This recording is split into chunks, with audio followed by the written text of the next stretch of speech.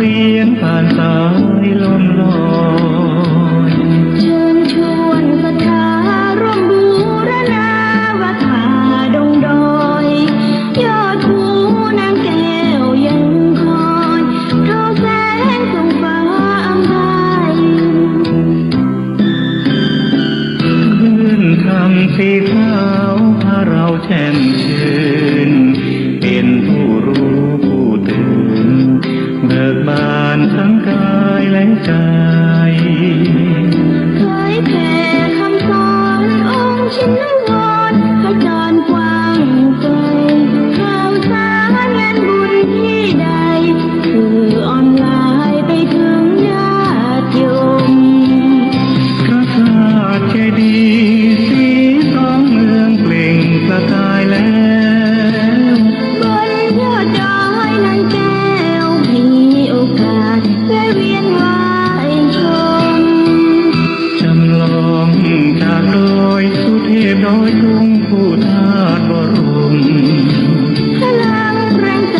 ญาติโยมร่วมสร้างสมทานบารมีสีขาวคลื่นทางนำพาความสุขพระเนรที่ทางคลายทุกข์เกิดปิติสุขไปทุกทินทีเปิดฟังธรรมะพระจัดรายการหลายคืนบางคืนร่วมสร้างมหาทานบารมีพระธาตุเจดีย์สีทองเมือง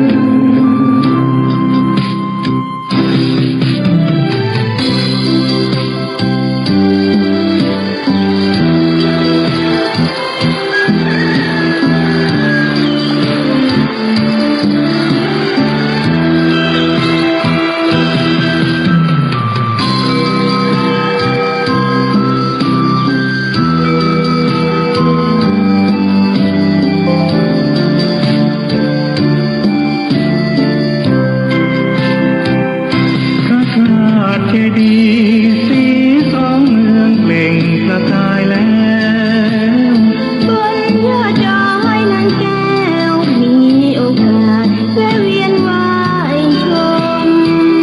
จำลองจากดอยสุเทพดอยตุงผู้ธาตุบรมพลังแรงใจญาติโยมร่วมสร้างสมทานบารมีสีขาวคลื่นทางนำพาความสุขพระเนรสีทางคลายทุกข์เกิดปิติสุขไปทุกทินทีเปิดฟังธรรมะพระจัดรายการหลายคืนบางคืนร่วมสร้างมหาทานบารมีพระธาตุเจดีย์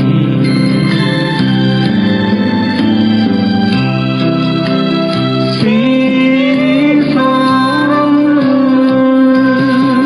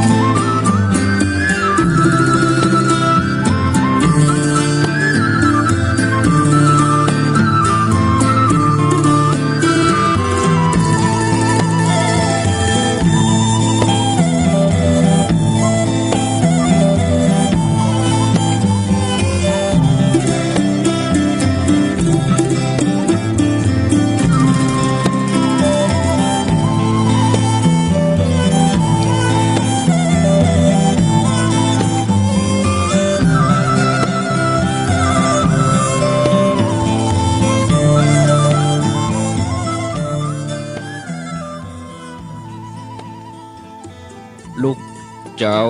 ตื่นตัวเจ้าบัวกับหันเยื่องนาพังพร้อมลูกควายบอดดันหนต่างกีดก้อมก้าตัวบอดต้อมปุ่นอายจุงเก่งเข้าไว้อย่าไปเฮือขวายต่อหน้าสบายจำไว้เน้อเจ้าจำไว้เน้อเจ้าอรุณสวัสดิ์ธรรมะสวัสดีสวัสดียามเจ้าศรัทธาญาติโยมท่านผู้ฟังทั้งหลายยินดีต้อนรับเข้าสู่รุ่งอรุณวันใหม่ปะกันเจ้านี้เป็นเจ้าของวันศุกร์ที่7เดือนมกราคมพุทธศักราช2565วันนี้เป็นวันเดือน4เหนือขึ้น5ค่ำเดือน4เหนือขึ้น5ค่ำพร่ำว่าเป็นวันศุกร์ไผที่ยังบ่ลุกก็เกียมตัวลุกมาได้แล้วเน้อตื่นมาได้แล้วลุกมาได้แล้วหลับลุกเจ้ากินพักตังปายหลับลุกขวายกินพักตังเก้าลุกเจ้าได้หลายลุกขวายได้น้อยหลับลุกเจ้าเป็นเจ้าตังหลายหลับลุกขวายปาเฮือลูกหลานเป็นนี่เป็นข้าเน้อตื่นมาเหียเน้อลุกมาเหียเน้อลุกเน้อลุกเน้อลุกตื่นตื่นได้แล้วลุกได้แล้วหลับลุกเจ้ากินพักตังปายหลับลุกขวายกินพักตังเก้าลุกเจ้าได้หลายลุกขวายได้น้อยหลับลุกเจ้าเป็นเจ้าตังหลายหลับลูกขวายปาเฮือลูกหลานเป็นนี่เป็นข้าตี5 กับ 10 นาทีต่อไปนี้เจิญญาติโยมทั้งหลายได้รับฟังรายการเสียงธรรมแสงอรุณรายการเสียงธรรมแสงอรุณดำเนินรายการโดยอัตมภาพพระครูอภิวัฒนวิกรมวัดปากตังเจริญตำบลดอยหล่ออำเภอดอยหล่อจังหวัดเชียงใหม่เป็นผู้รับผิดชอบดำเนินรายการมาปะญาติโยมท่านทั้งหลายเป็นประจำตั้งแต่เวลาตี5เป็นต้นไปสัปดาห์ในก็มาอยู่3-4 วันวันจันทร์วันพุธวันพฤหัสวันศุกร์อันนี้สัปดาห์ใน3 วันวันการนี่บ่มีศรัทธาญาติโยมเนาะแล้วก็มาวันพุธวันจันทร์วันพุธพฤหัสศุกร์สัปดาห์ใน4 วันวันการนี่เป็นรายการท่านสาธิตที่เปิ้นอยู่แม่เมาะแล้วก็วันเสาร์นี่มา6 โมงตี5 ถึง 6 โมงนี่เป็นธรรมะภาคภาษาปากยอส่วนวันติดนั่นก็เป็นท่านอาจารย์วรรณชัยแล้วก็วันติดที่9นี่ก็อาตมาจะมาเข้ารายการเวลาถึงตี5 โมงถึง 6 โมงก็เป็นท่านพระครูวรธรรมนาถ6 โมงถึง 7 โมงวันอาทิตย์ก็ท่านอาจารย์วรรณชัยอันนี้ก็แจ้งศรัทธาญาติโยมท่านทั้งหลายวันนี้จะนำเรื่องราวของพระสานุวาสีซึ่งเป็นพระเถระรูปหนึ่งในพระพุทธศาสนาเปิ้นทำบุญอุทิศส่วนกุศลให้กับเปรตผู้ที่เคยเป็นพ่อเป็นแม่เป็นอ้ายบ่าวเรื่องราวของพระสานุวาสีเป็นอย่างใด ก็ลองฟังไปดังต่อไปนี้ในอดีตการพระราชโอรสของพระเจ้ากิตตวะแห่งกรุงปาราณสีพระโอรสผู้นี้มีมานะจัดคือถือตัวว่าตัวเองเป็นลูกกษัตริย์ว่าตัวเองเนี่ยเป็นว่าที่พระเจ้าแผ่นดิน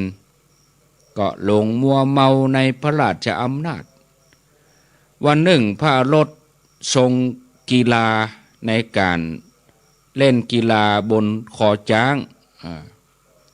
แล้วหลังจากที่เล่นกีฬาเรียบร้อยแล้ว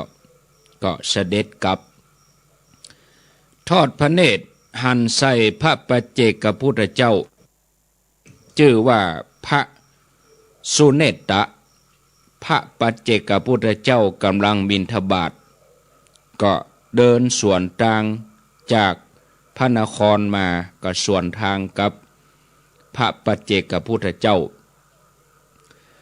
พระโอรสนี้ก็เกิดจิตที่จะประทุษร้ายบอกว่าสมณะโลนเนี่ยบายุทธทำความเคารพเฮาลูนี่เฮานี่เป็นพระโอรสสมณะโลนนี่เป็นจะได้ถึงบายุทธทำความเคารพเฮาเรียบร้อยแล้วพระโอรสนี่ก็ลงจากคอจ้างลงมาถามพระปัจเจกพุทธเจ้าว่าท่านได้บิณฑบาตได้อันหยังมาพ่องได้บิณฑบาตพ่องก็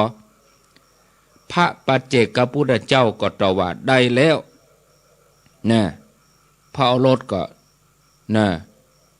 ดึงมาดึงตัวของพระปัจเจกพุทธเจ้ามานะ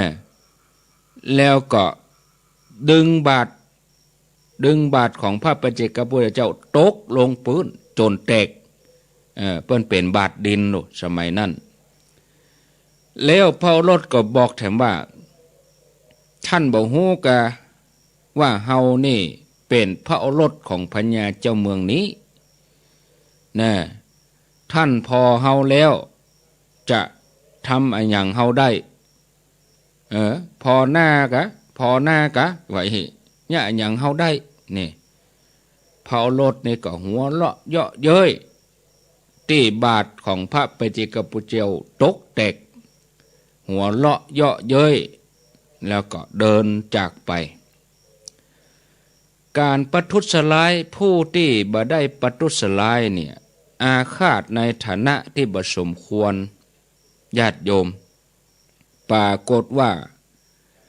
ร่างกายของพระโอรสนี่เกิดความร้อนขึ้นมาเหมือนกำลังโดนไฟเผาลน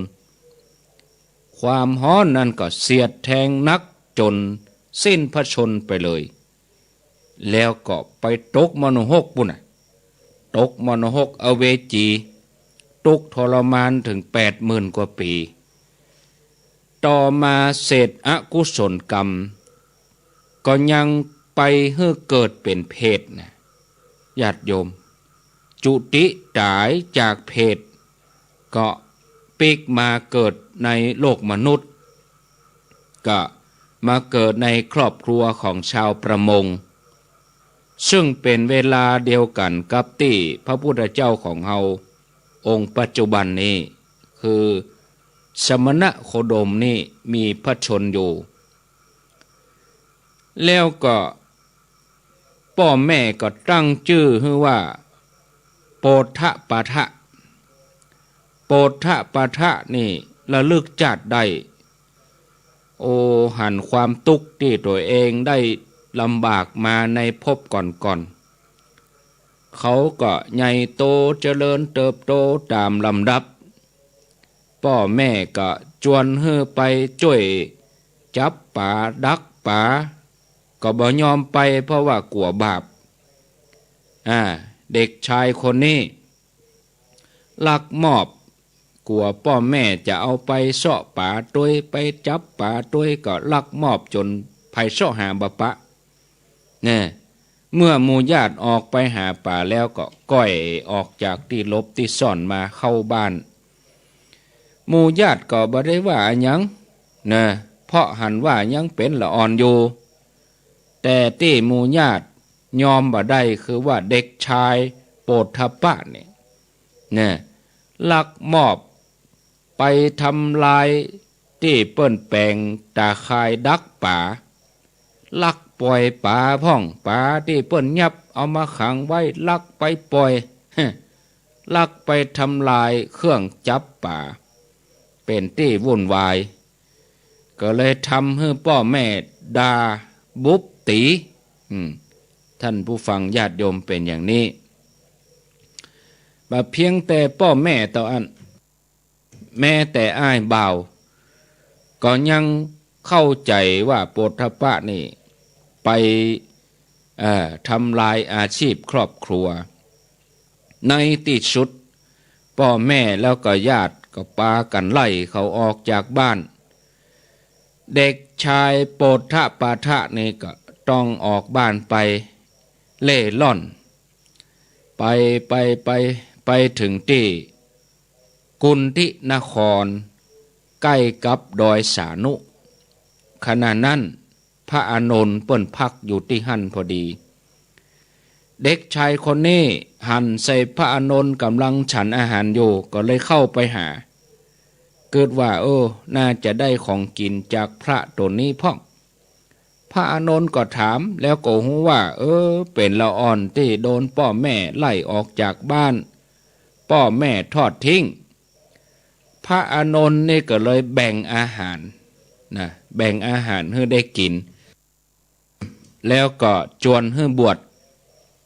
เมื่อบวชแล้วเป็นสามเณรพระอานนท์ก็พาสามเณรใหม่ไปเข้าเฝ้าพุทธเจ้า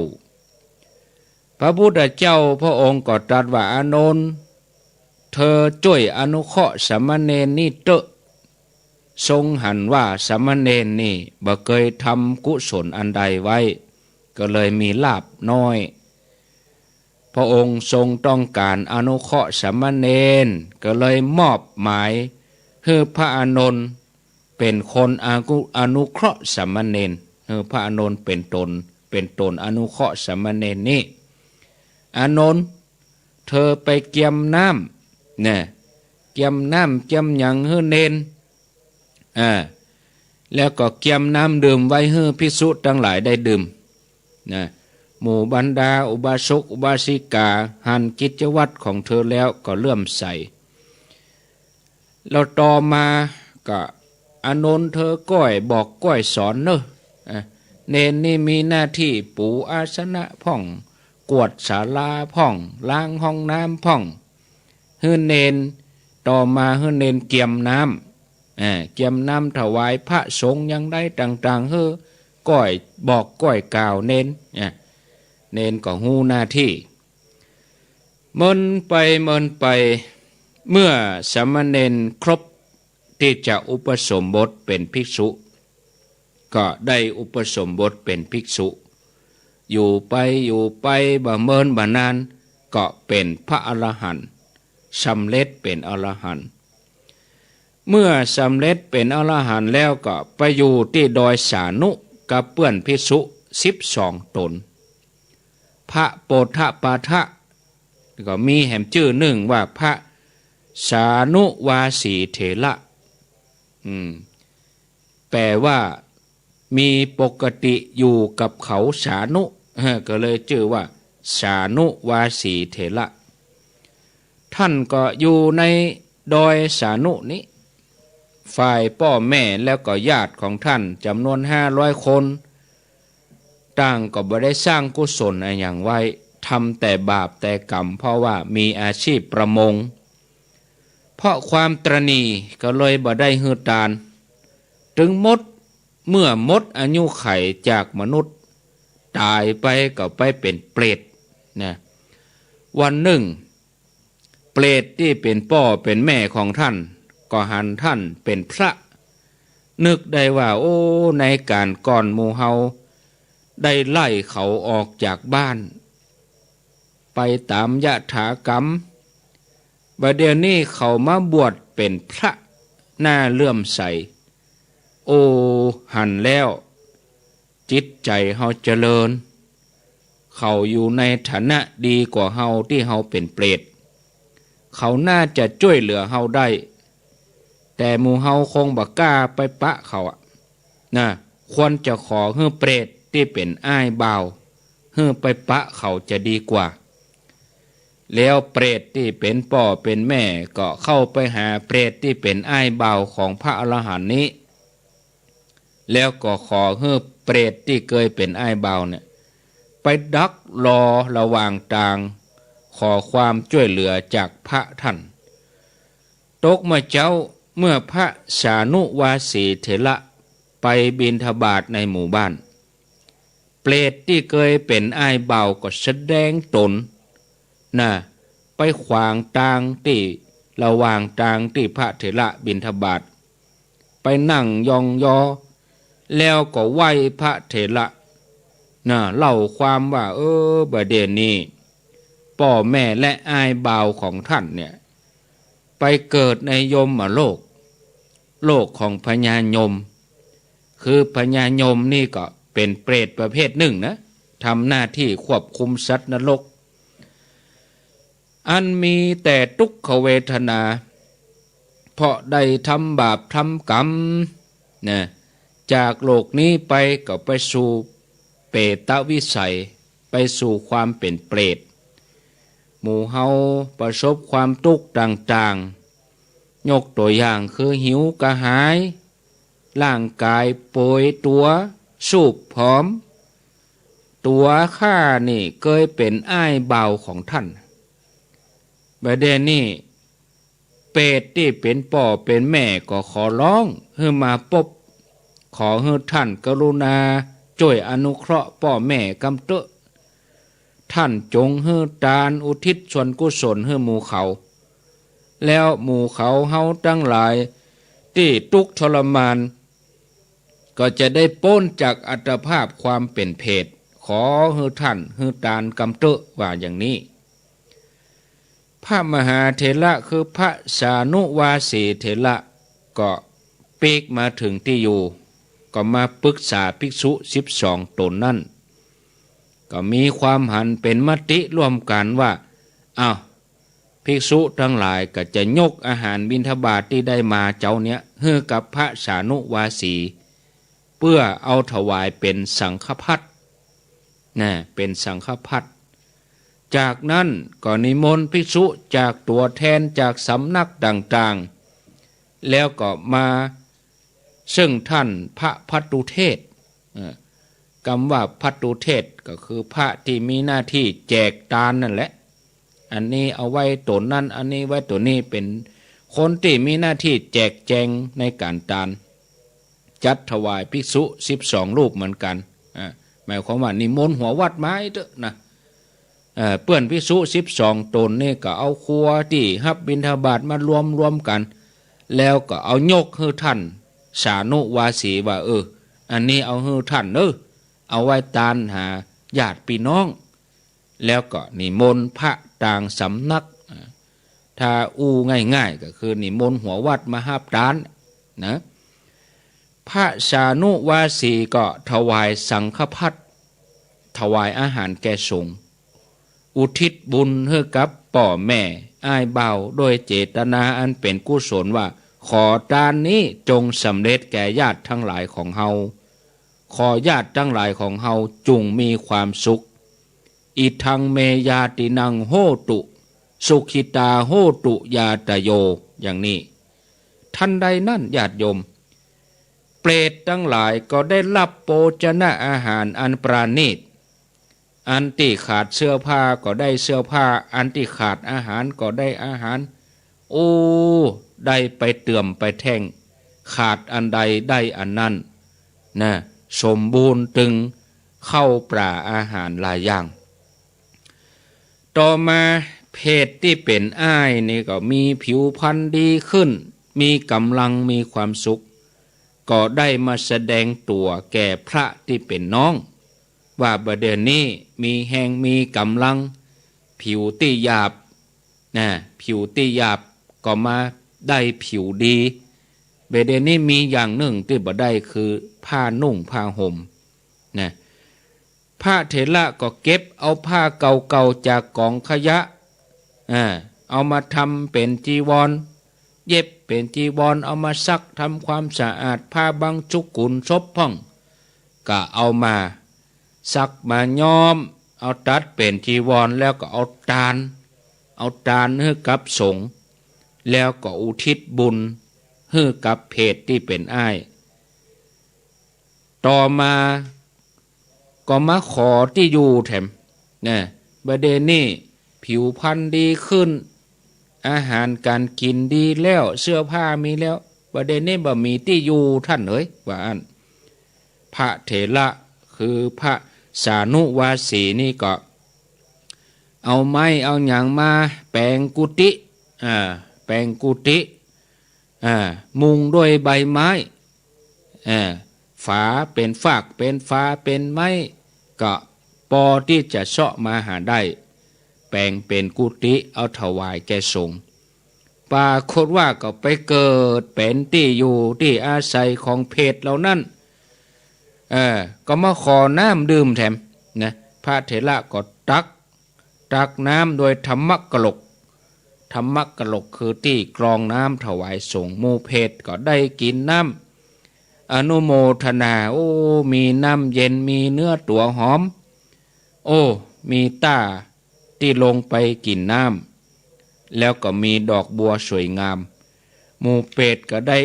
อาบได้กินเนี่ยเปิ้นว่าฮ้อนได้อาบอยากได้กินเนี่ยก็มาขอพาหนะขอพาหนะว่าบ่มีที่ไปที่อาศัยมีพาหนะพระเถระก็ถวายรองเท้าแก่สงฆ์เปรตอนุโมทนาแล้วก็เปรตก็ได้ขี่รถ ได้ขี่รถแล้วกันนั่นเปรตที่เป็นอ้ายบ่าวก็ปาหมู่ญาติขี่รถสมัยโบราณเนี่ยคงจะเป็นรถม้านี่นะราชรถม้าก็มาแสดงตนแก่พระเถระว่าโอ้ข้าแด่ท่านผู้เจริญหมู่เฮาได้รับการอนุเคราะห์จากท่านแล้วด้วยการฮื้อซองยังนะคือฮื้อปัจจัยสี่แล้วก็ยานพาหนะคือเข้าก็ดีผ้านุ่งผ้าห่มบ้านจองน้ำดื่มแล้วก็ยวดยานแก่หมู่เฮาก็เลยปากันมาไหว้ท่านเนี่ยผู้เป็นมุนีแปลว่าผู้หูมุนีแปลว่าผู้หูผู้มีความกรุณาในโลกศรัทธาญาติโยมทั้งหลายอันนี้ปรากฏในเปตวัตถุญาติโยมทั้งหลายคติเรื่องนี้ก็ได้คติว่าการที่เปรตผู้ที่เคยเป็นญาติบ่เคยปรากฏตัวขอส่วนบุญกับเฮาก็บ่ได้หมายความว่าเฮาบ่มีญาติไปเกิดเป็นเปรตนะบ่ได้หมายถึงอย่างนั้นนะที่บ่ได้มาปรากฏเพราะว่าบางทีเนี่ยญาติโยมเฮาปฏิบัติจิตของเฮาก็ยังเพียงพอเตื้อคลื่นยังตรงกันดีแต่เตื้อถ้าได้จังหวะเมื่อใดก็จะหัวโอ้ญาติโยมทั้งหลายจะแสดงออกมาเป็นอย่างเนาะคะแนนเฮาปฏิบัติแล้วเฮาก็อุทิศบุญนอกจากวัตถุทั้งหลายที่เฮาทานแล้วก็เฮาก็ควรจะน้อมนำจิตใจของเฮาปฏิบัติให้มันถูกสัดถูกส่วนเนาะตั้งสติให้ดีญาติโยมทั้งหลายบัดเดี๋ยวนี้ก็มาห่วงเจียงใหม่เฮาจากเลขหลัก10โควิดนี่นะ60ปลายมาเป็น100ปลายแต่ว่า300ปลายกับเข้าดาวเนี่ยเข้าดาว3วันต้องมาล็อกดาว3เดือนแม่นก็ญาติโยมว่าเนาะเหตุเกิดก็พวกล้านขับบาว่าไปเข้าดาวมาว่าเอาไปเอามาก็ลามไปหามะประเด็นนี้เข้าดาวกะการกินการเล่นกะอย่างเฮาหยุดก่อนบ่ดีกะถ้าเฮาหยุดเฮาย่างเฮาหยุดเชื้อโรคมันก็หยุดมันก็จึงจะหายแต่คนเฮามันเหลือกรรมถ้าเปิ้นว่าบ่ฉลองละปีใหม่บ้านไผบ้านมันเด้อจะประท้วงหามะมันได้ขายร้านกาเพียงแต่อดเอาเห็นหน่อย สวดมนต์บ้านไผบ้านมันออกอากาศวิทยุถ่ายทอดสวดบ้านไผบ้านมันช่วง3 วันนี่อยู่กรรมกันบ่เสาร์9 30 31วันที่1เพื่อเฮาเปิดทำงานวันที่4ที่5นี่เฮาสบายแต่นี่เฮาบ่ยอมอดกันเฮาก็แอวไปตามพับตามบาร์กินเหล้ากินยาไปเข้าดาวบางทีเนี่ยมันติดแล้วก็บอกกองมาทำงานก็มาแพร่ที่ทำงานแถมเนี่ยญาติโยมทั้งหลายว่าเนี่ยเขาดาว3 วันต้องล็อกดาว3 เดือนโทษไผก็บ่ได้โทษตัวเก่านั้นนะพอเฮาบักฟังกรรมเฮาบ่ยับยั้งใจเพราะฉะนั้นเนี่ยจะลำบากไปแหมหน่อยก็ยังค่อยมาถึงขั้นที่จะต้องได้ปิดบ้านปิดเมืองเนาะแต่ถ้ามันรุนแรงเนี่ยสักขึ้น500ก็ดีขึ้น1,000ก็ดีเนี่ยคงจะต้องได้มาตรการเข้มแหมแล้วสีแดงแหมแล้วได้ยุดแหมแล้วนี่ญาติโยมทั้งหลายเนาะเดี๋ยวนี้เชียงใหม่เฮาติด1 ใน 5นะ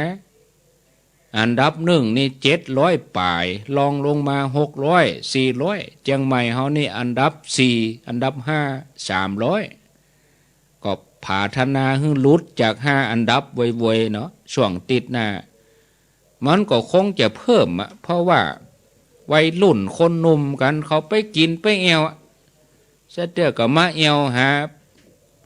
พ่อหาแม่เอาโลกมาปล่อยนอนเขาก็ยังบ่อยู่กรรมของเขาก่อน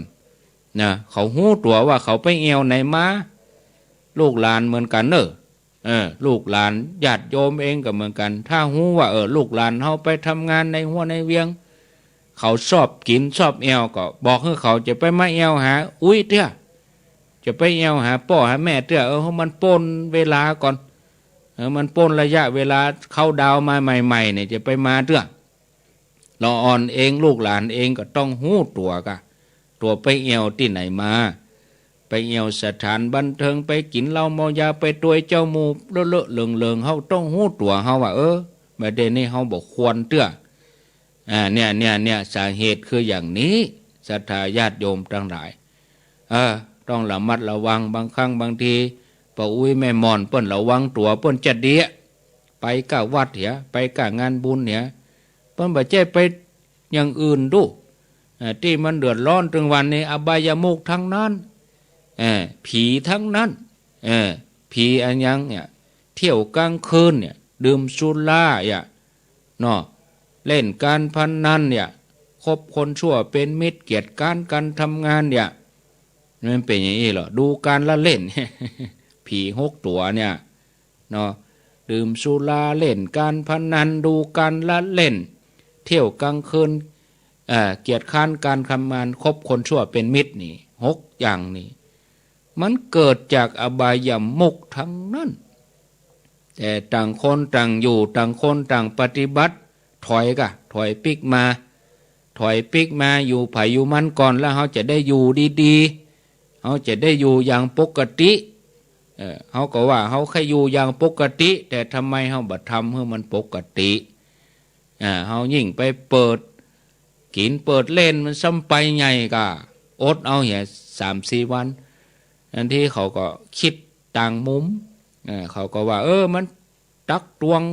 เรื่องเวลาเขาจะทำเศรษฐกิจร้านค้าเขาการกินการเล่นกันมันดีมันไปดีจะได้เนี่ยต้องซบเซาแห่มหลายๆเดือนก็ยอมอดเหตุ3 วันแต่จะดีตลอดไปแต่เขาเรียกร้องปีใหม่ต้องกินเต็มที่เอวเต็มที่แล้วมันนอนแก้ปัญหาต้องมาโตยแก้ปัญหาบรรจบศรัทธาญาติโยมทั้งหลายเนาะก็ว่ากันไปตามเรื่องแห่งโลกงั้นตึงบ่หายโลกนี้อยู่กับเฮาตลอดไป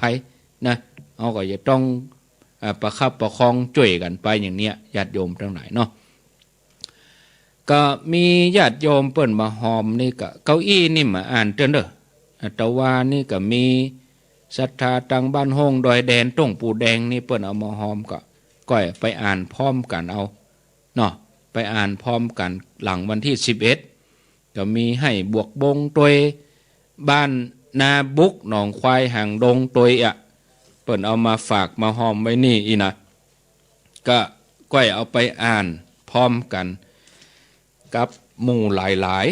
ๆเดี๋ยวนี้ก็เมืองฝางก็108ตัวเวียงปะเป้า90กว่าตัวก็หลายที่เป็นผู้นำมาก็อนุโมทนาบุญตวยอ่านเป็นกระน้ำกับไฟเหี่ยก่อนเนาะแม่แสงเทียนแสงรุ่งเรืองพร้อมลูกหลานไม่ได้เขียนอยู่บ้านอย่างอันนี้หอมทำบุญยกยอดชัดโดยนางแก้วแม่แสงเทียนแสงรุ่งเรืองพร้อมลูกหลานอันนี้ร่วมทำบุญมาได้รับแล้วเนอะแม่คำมูลคำพิละหนองเสลียมแม่เรืองวงวันร่องนอดป่อวิรัตแม่สายพินคำทิพย์บ้านต้องฝ่ายดอยแดน100 บาทกระน้ำกับไฟส่วนที่เป็นเก้าอี้นี้จะอ่านหลังวันที่11เนอะที่ฝากปอดูลมานะปอชุกแม่นินยรัตน์สุภาวงศ์100 บาทนางสาวพิมพิไลวันปาตีคำ100 บาทแล้วก็มีปอบรรจงกันทวงศ์อันนี้เป็นเหรียญนางแก้ว1แล้วก็เหรียญสีสองเมียง1ก็เรื่องเหรียญนี่ก็คือเขียนใส่ซองมาถ้าอยู่ใกล้อยู่หิมนี่นะบ่ต้องมีใบจองมีหยังก็ได้นะเอาไว้ง่ายๆซองจดหมายกาเครื่องบินจาหน้าซองมาชื่ออันยังบ้านอันยังนามสกุลยังตำบลอำเภอรหัสไปรษณีย์เขียนเบอร์โทรด้วยถ้าตังหน้าพื้นที่มันบ่พอก็ปีนตังหลังเหรียญอันยังพ่องพระเจ้าสีสองเมือง1กะ2กะไม่นางแก้ว1กะ2กะก็เขียนใส่กระดาษใส่ซองมาแล้วก็เอามายื่นให้อย่างเนี้ยญาติโยมทั้งหลายแล้วถึงเวลาวันที่19ก็จะอ่านชื่อให้มารับนะญาติโยมอย่างอีเนอะอาจารย์ประมวลปันดอนตองวังสวนกล้วยทำบุญสถานี104เป็นตอดผ้าป่า100 บาทป่อบรรจงแม่ลำจวนกันทวงบ้านน้ำดิบเหนือทำบุญสถานีฝ่ายหินก็จะเอาไปตานฮือในวันพวกวันฮือนี่เนาะแม่อุ้ยสมนาแม่สิริพรกุอบ้านเลขที่42จังเครื่องแม่แจ่มร่วมทำบุญเก้าอี้900 บาทอ่านให้เปิ้นเนี่ยเปิ้นเอามานี่แล้วก็ร่วมทำบุญสถานีฝ่ายหินแถม500 บาทแม่สมนาแม่สิริพรกุอฝากประดมมาตวาได้รับแล้วเนอะแล้วก็ร่วมบุญมาแถม 1,000 บาทแม่อุ้ยสมนาแม่สิริพรกุออยู่บ้านจังเครื่องแม่แจ่มก็ได้รับแล้วต่อไปก็เอาปอนเนาะสัพปีติโยวิวัตฉันตุสัพปะโลโกวินัสสันตุมาเตภวัตวันตะลายโยสุขีทีคายุโกภวะอภิวาตานะสีริสะนิจจังวุธาปจายโนจัตตาโลธรรมาวะทันติอายุวันโนสุขังปะลางเอาละสบายอกสบายใจม่วนอกม่วนใจได้ฟังธรรมะได้ฮับปอนได้ฟังข่าวสารงานบุญต่อไปก็จะประกาศข่าวสารงานบุญที่จะเกิดขึ้นนี้เสียก่อนที่จะประกาศข่าวสารงานบุญก็เอิ้นไปถึงญาติโยมตังแม่ขาจารย์ญาติโยมตังโซนแม่ขาจารย์โป่งน้ำฮ้อนบัวขอนปางไข่หนองบัวหมู่นี่สายใต้เนาะสายเหนือนี่ยังเตื้อ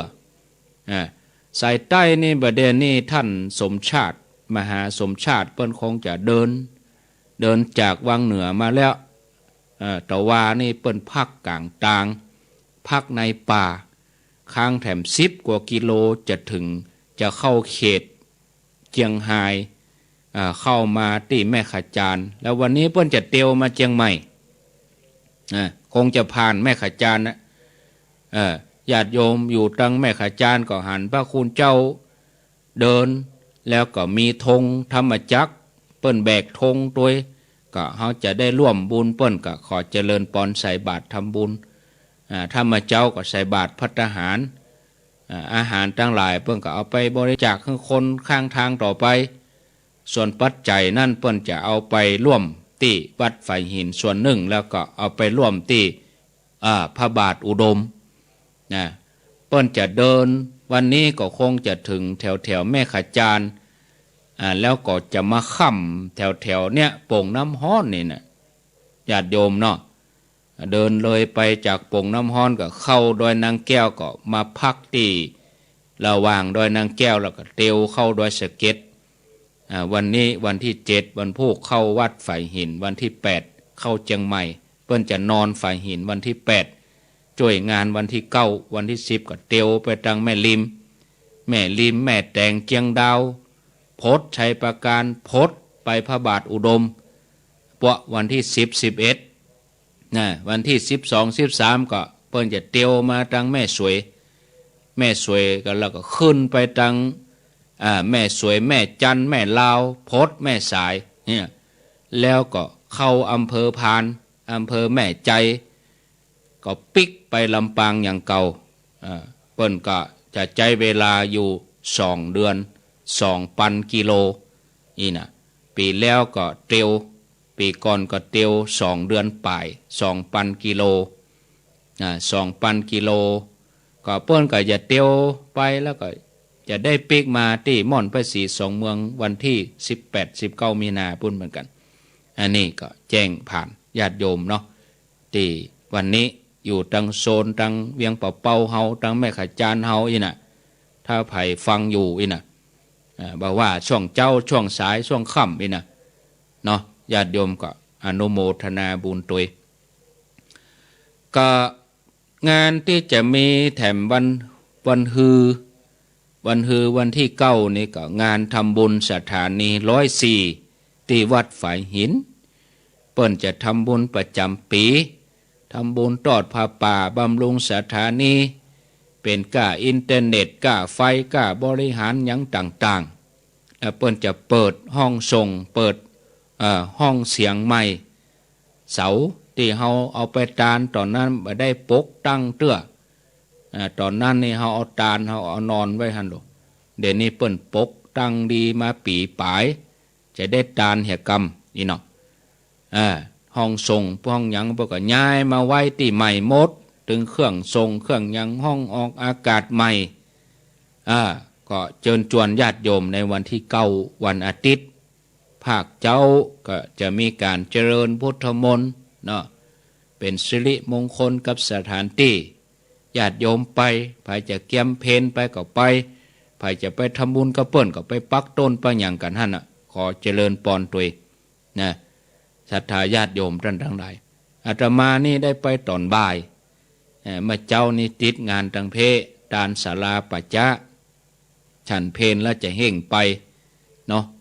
ญาติโยมท่านทั้งหลายก็จะอยู่ที่หั่นจนแล้วปุ๊บก็เก็บผ้าเก็บครัวเกียมครัวนอนไปโดยเรียบร้อยเต็นท์กาที่นอนกาอุปกรณ์ต่างๆก็จะเอาไปโดยเรียบร้อยเลยวันที่9เสร็จแล้ววันที่9ก็ปะไปนอนดอยนางแก้วเพราะว่าวันที่10ก็ต้องเตรียมงานวันค่ำวันที่11ก็มีงาน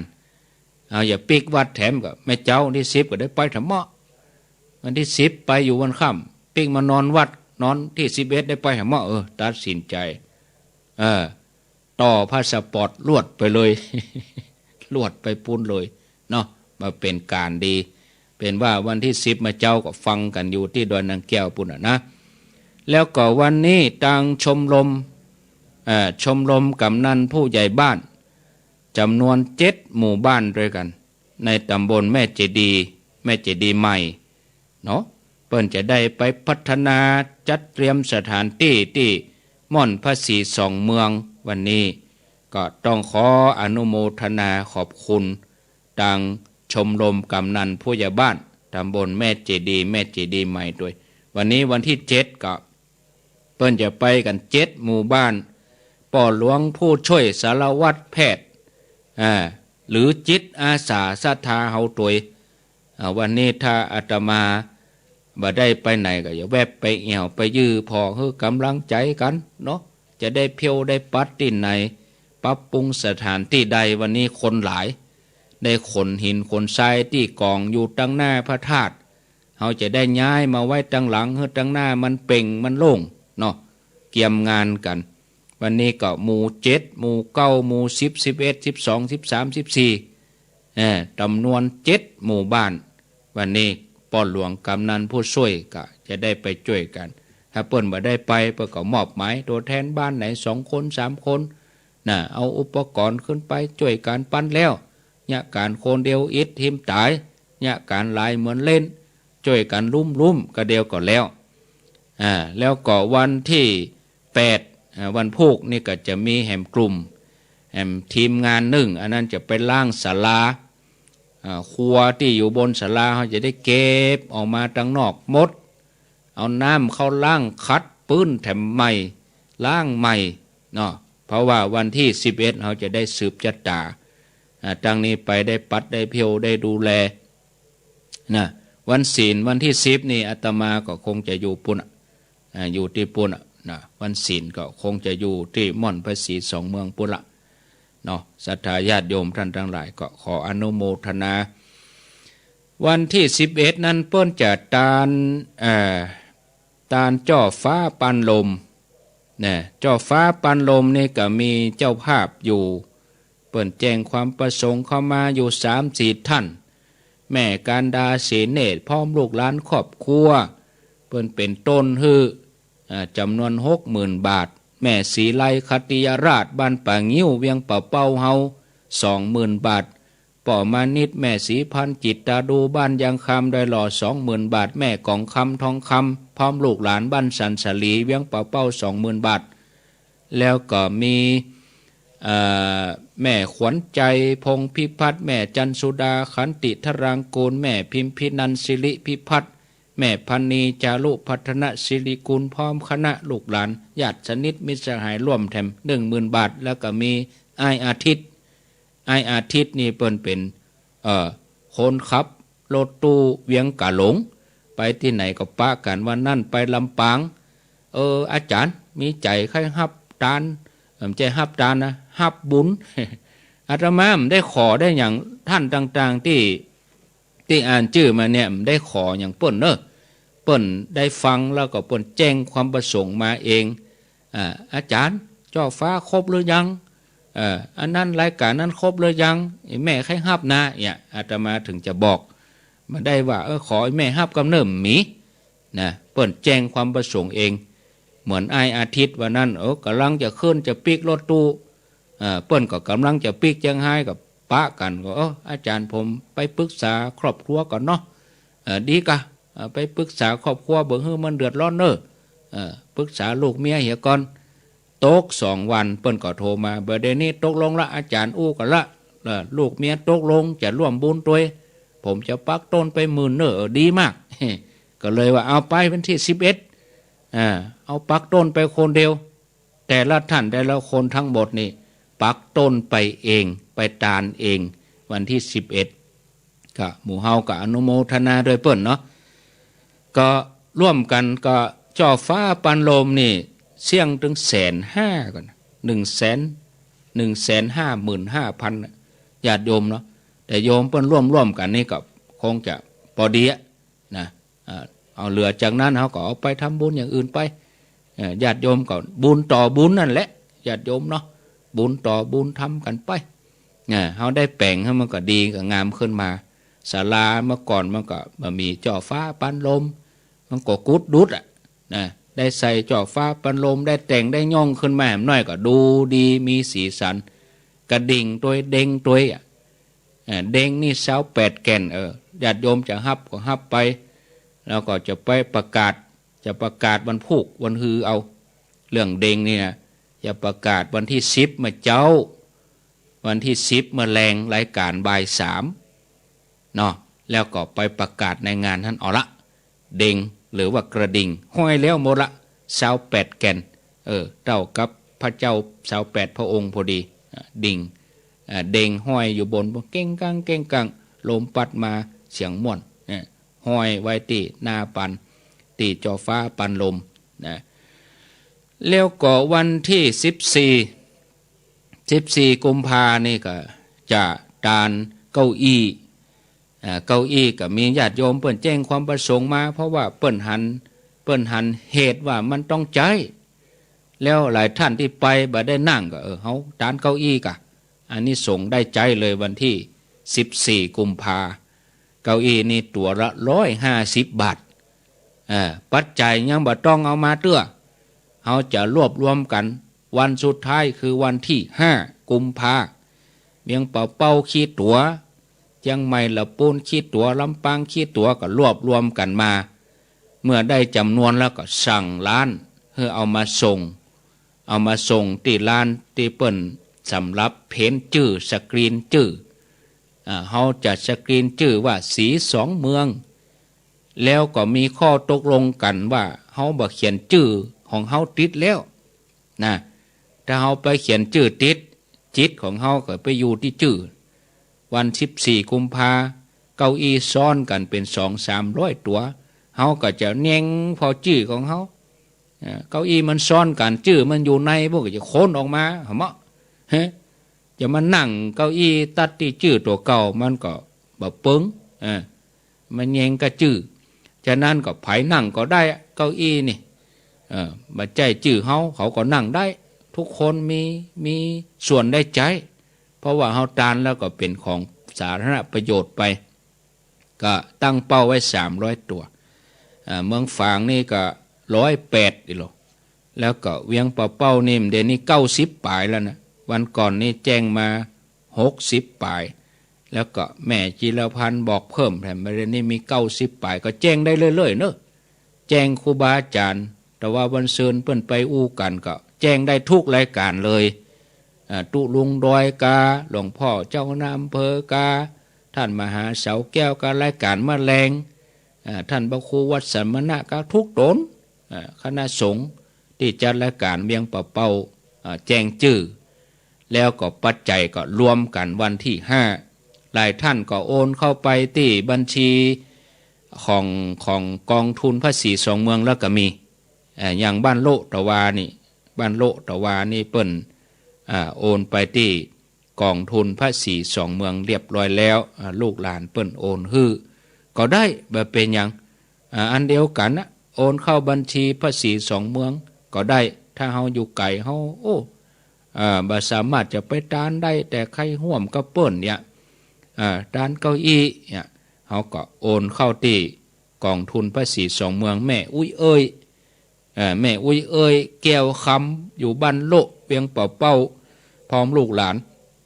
อันนี้เปิ้นโอนเข้าบัญชีภาษีสองเมือง5 ตัว750อันนี้อ่านให้เปิ้นแล้วใจแต่รายละเอียดญาติโยมที่ท่าน2 ท่านที่มาตัว2 ตัวนั้นขออนุญาตเนาะศรัทธาญาติโยมเก้าอี้นี่จะอ่านหลังวันที่11อันมันศูนย์กันคนเฒ่าจำผิดจำถูกขนาดเปิ้นบรรจุพระธาตุนะบางคนยังว่าเปิ้นรอพระ เปิ้นบรรจุพระธาตุเนี่ยเมื่อวันที่12 ธันวาคนเฒ่าฟังผิดเปิ้นรอพระกะโดยนางแก้วเนี่ยมันได้รอหรอบรรจุพระธาตุนะก็วันที่14กุมภาดานเก้าอี้แล้วก็ดานเป็นดอกไม้ดอกเฟื่องฟ้าดอกพญาเสือโคร่งดอกเซี่ยวที่เขาจะเอาปรับปรุงบริเวณภูมิทัศน์ให้สวยงามญาติโยมทั้งหลายก็เชิญชวนไปร่วมกันหลังจากนั้นก็วันที่18-19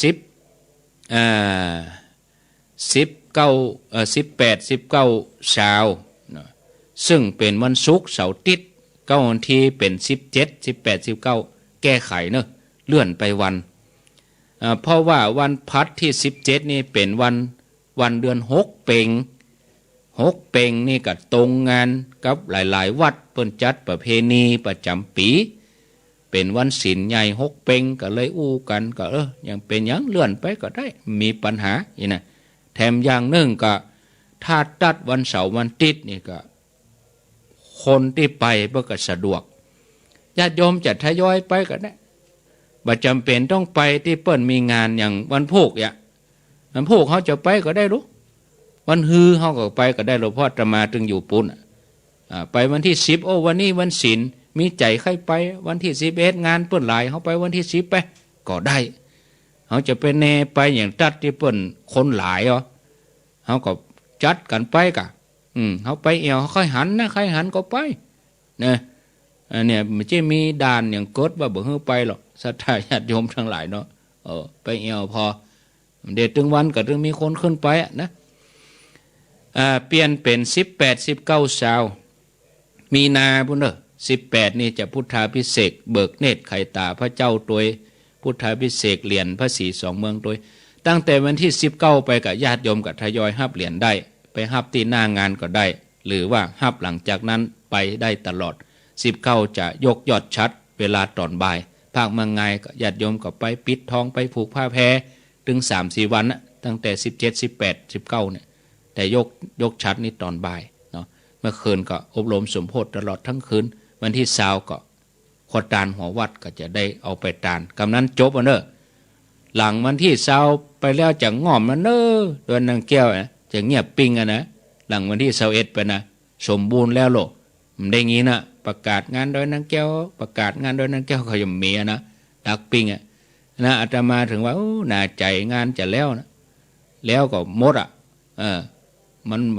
บ่มีอย่างให้เฮาได้กึดได้ทำนะเนาะญาติโยมทั้งหลายก็ไปต่อทำอย่างอื่นต่อไปเอาละลาไปก่อนเด้อโชคดีมีใจเอาไว้เจออีกก่อนรายการต่อไปมารอท่าฟังตุลุงดอยส่วนที่104ก็ฟังหลวงพ่อพระครูวิชิตศิลาภรณ์วัดวังสิงห์คำอาตมาลาสัทธาไปก่อนอายุวโนสุขังปรัง